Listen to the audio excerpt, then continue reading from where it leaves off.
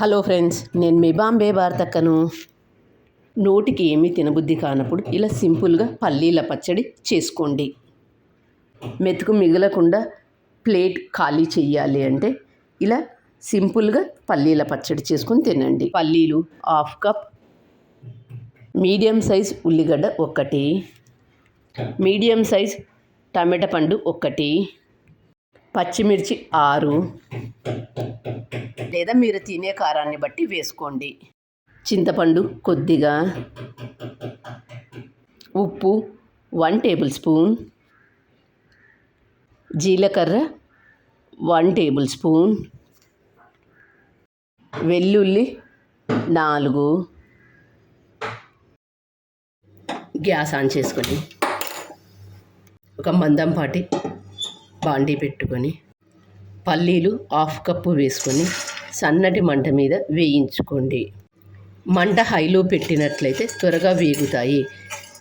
గింజ లోపల వరకు వేగాలి అంటే మంట మీడియం హీటులో పెట్టుకొని వేయించుకోండి. మాడిపోతే రుచి అనేది ఉండదు.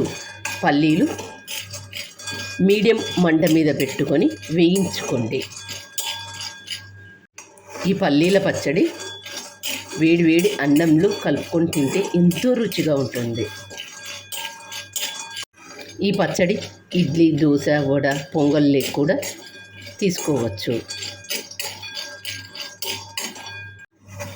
నోటికి ఏది తినబుద్ధి కానప్పుడు ఇలా సింపుల్గా పల్లీల పచ్చడి తీసుకొని తింటే ఎంతో బాగుంటుంది.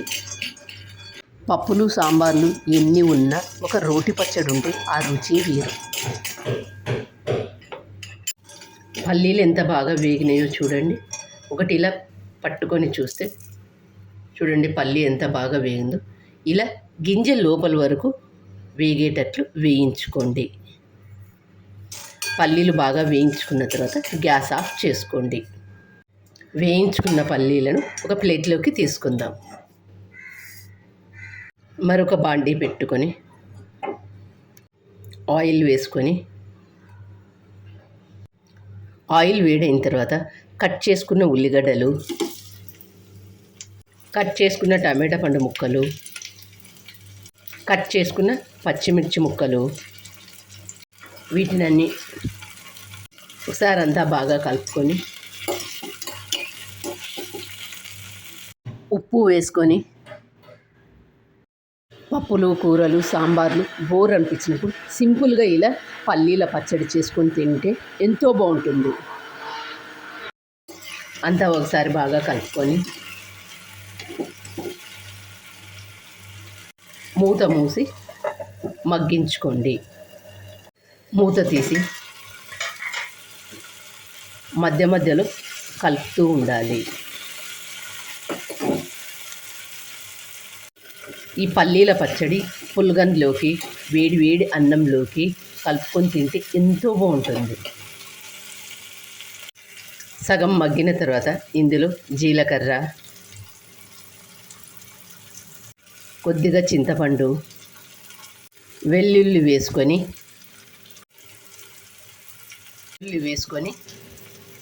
ఇలా పూర్తిగా మగ్గిన తర్వాత చూడండి ఎంత బాగా అయ్యాయో ఇవన్నీ. గ్యాస్ ఆఫ్ చేసుకోండి. పూర్తిగా చల్లారిన పల్లీలను ఒక మిక్సీ జార్లోకి తీసుకొని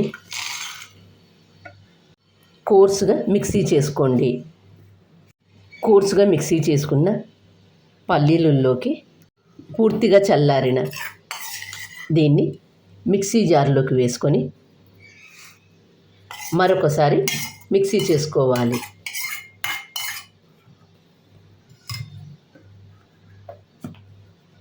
ఇలా మిక్సీ చేసుకున్న దాంట్లోకి కొద్దిగా నీళ్లు వేసుకోండి. వేడి నీళ్లు వేసుకుంటే ఎక్కువ రోజులు నిల్వ ఉంటుంది.